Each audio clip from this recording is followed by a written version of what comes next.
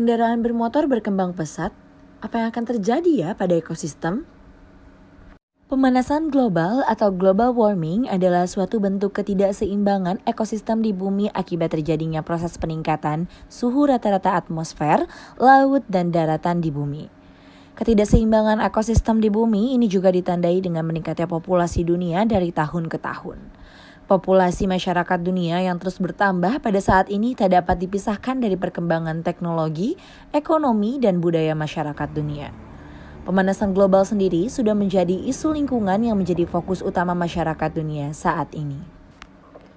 Selama kurang lebih 100 tahun belakangan, suhu rata-rata permukaan bumi telah meningkat sebesar 0,74 atau sekitar 0,18 derajat Celcius. Masalah pemanasan global dan kerusakan lingkungan yang terjadi sejak revolusi industri ini disebabkan oleh tindakan manusia pastinya. Populasi yang terus bertambah akan menyebabkan makin banyaknya sampah yang dihasilkan. Selain itu, asap kendaraan bermotor yang berbahan bakar bensin mengandung gas karbon dioksida yang merupakan gas rumah kaca. Tingginya konsentrasi karbon dioksida akan meningkatkan efek rumah kaca yang menyebabkan lebih banyak panas yang tertangkap, sehingga bikin bumi kita menjadi semakin panas. Selain itu, banyak pula lahan-lahan hijau ataupun lahan pertanian yang kini dijadikan sebagai lahan pemukiman dan masih banyak lagi dampak dari pemanasan global bagi bumi ini. Pemanasan global atau global warming adalah suatu bentuk ketidakseimbangan ekosistem di bumi akibat terjadinya proses peningkatan suhu rata-rata atmosfer, laut, dan daratan di bumi. Sekedar info, suhu rata-rata global pada permukaan bumi telah melonjak sebesar 0,74 atau kurang lebih sebesar 0,18 derajat Celcius dalam 100 tahun terakhir.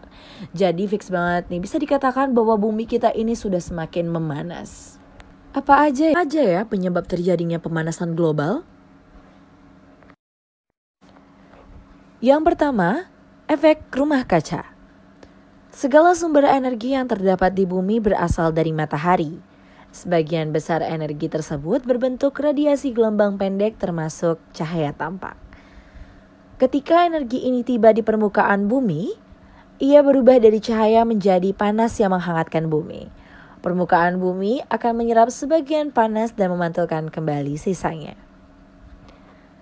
Sebagian dari panas ini berwujud radiasi inframerah gelombang panjang ke angkasa luar. Namun, sebagian panas tetap terperangkap di atmosfer bumi akibat menumpuknya jumlah gas rumah kaca antara lain uap air, karbon dioksida, dan metana yang menjadi perangkap gelombang radiasi ini.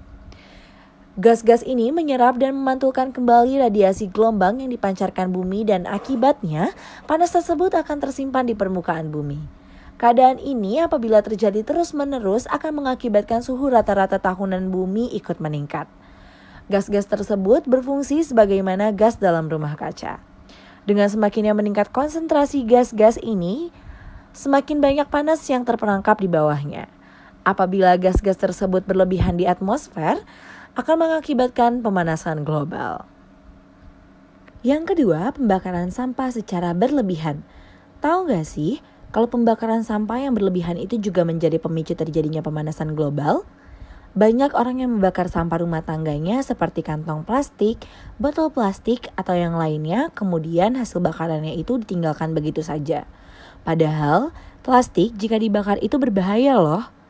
Selain plastiknya, hasil bakaran yang ditinggalkan begitu saja juga berbahaya karena akan memunculkan gas metana yang juga berbahaya bagi bumi.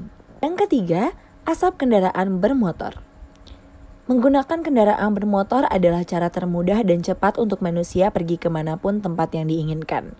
Kendaraan bermotor menjadi salah satu penyebab yang sangat berpengaruh pada pemanasan global. Asap dari kendaraan bermotor yang mengandung karbon dioksida ini merupakan penyebab utama terjadinya pemanasan global.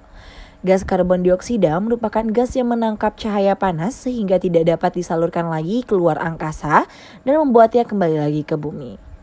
Pengaruhnya juga memberikan dampak yang tidak baik bagi kesehatan karena banyak polusi di lingkungan yang penduduknya mayoritas tinggal di pinggir jalan raya. Dan Pusat Statistik BPS mencatat jumlah kendaraan bermotor di Indonesia mencapai 136,32 juta unit pada tahun 2020. Dengan rincian 115,29 juta sepeda motor, 15,8 juta mobil penumpang, 5,01 juta truk, dan 233,42 ribu bus. Yang kedua, meningkatnya intensitas fenomena cuaca yang ekstrim. Perubahan iklim menyebabkan musim sulit diprediksi. Petani tidak dapat memprediksi perkiraan musim tanam akibat musim yang tidak juga menentu. Akibat musim tanam yang sulit diprediksi dan musim penghujan yang tidak menentu, maka musim produksi panen juga demikian. Hal ini berdampak pada masalah penyediaan pangan bagi penduduk, kelaparan, lapangan pekerjaan, bahkan menimbulkan kriminal akibat tekanan tuntutan hidup. Yang ketiga, punahnya berbagai jenis flora dan fauna. Flora dan fauna memiliki batas toleransi terhadap suhu, kelembapan, kadar air, dan sumber makanan. Kenaikan suhu global menyebabkan terganggunya siklus air, kelembaban udara, dan berdampak pada pertumbuhan tumbuhan sehingga menghambat laju produktivitas primer. Kondisi ini pun memberikan pengaruh habitat dan kehidupan fauna. Yang keempat, habitat hewan berubah akibat perubahan faktor-faktor suhu, kelembaban, dan produktivitas primer sehingga sejumlah hewan melakukan migrasi untuk menemukan habitat baru yang sesuai. Yang kelima, peningkatan muka air laut, air pasang, dan musim hujan yang tidak menentu menyebabkan meningkatnya frekuensi dan intensitas banjir. Yang keenam, ketinggian gunung-gunung tinggi berkurang akibat mencairnya es pada puncaknya. Yang ketujuh, perubahan tekanan udara, suhu, kecepatan, dan arah angin menyebabkan terjadinya perubahan arus laut. Hal ini dapat berpengaruh pada migrasi ikan sehingga memberikan dampak pada hasil perikanan tangkap. Yang kedelapan, berubahnya habitat memungkinkan terjadinya perubahan terhadap resistensi kehidupan larva dan masa pertumbuhan organisme tertentu. Kondisi ini tidak menutup kemungkinan adanya pertumbuhan dan resistensi organisme penyebab penyakit tropis. Jenis-jenis larva yang berubah resistensinya terhadap perubahan musim dapat meningkatkan penyebaran organisme ini lebih luas. Ini menimbulkan wabah penyakit yang dapat dianggap baru. Yang kesembilan, mengancam kerusakan terumbu karang. Hal ini dikhawatirkan merusak kehidupan masyarakat lokal yang ada di sekitarnya. Masyarakat lokal lah yang menjadi korban akibat kerusakan terumbu karang ini. Pemanasan global adalah suatu bentuk ketidakseimbangan ekosistem di bumi. Efek rumah kaca, pembakaran sampah secara berlebihan, dan asap kendaraan bermotor menjadi penyebab utama terjadinya pemanasan global. Berkembang pesatnya kendaraan bermotor saat ini sangat berpengaruh dalam peningkatan pemanasan global. Badan Pusat Statistik mencatat jumlah kendaraan bermotor di Indonesia mencapai ratusan juta unit pada tahun 2020. Terbayang bukan berapa banyak polusi yang akan dihasilkan dari ratusan juta kendaraan tersebut? Banyak dampak yang ditimbulkan khususnya pada ekosistem akibat pemanasan global.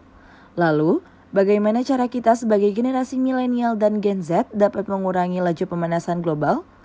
Untuk mengantisipasi terhadap konsekuensi-konsekuensi pemanasan global, kita dapat meminimalisir dengan cara melakukan penanaman dan reboisasi dengan memilih jenis tanaman yang sesuai dengan peruntukannya, dengan melihat tingkat konsentrasi karbon dioksida yang ingin dikurangi dan tingkat produksi oksigen yang ingin dicapai. Lalu, kita dapat mengurangi penggunaan kendaraan bermotor dan beralih pada transportasi umum, serta terus mengkampanyekan untuk terus menjaga alam dan lingkungan kita. Jika hal-hal tersebut dilakukan secara maksimal, tentu akan mengurangi percepatan laju pemanasan global.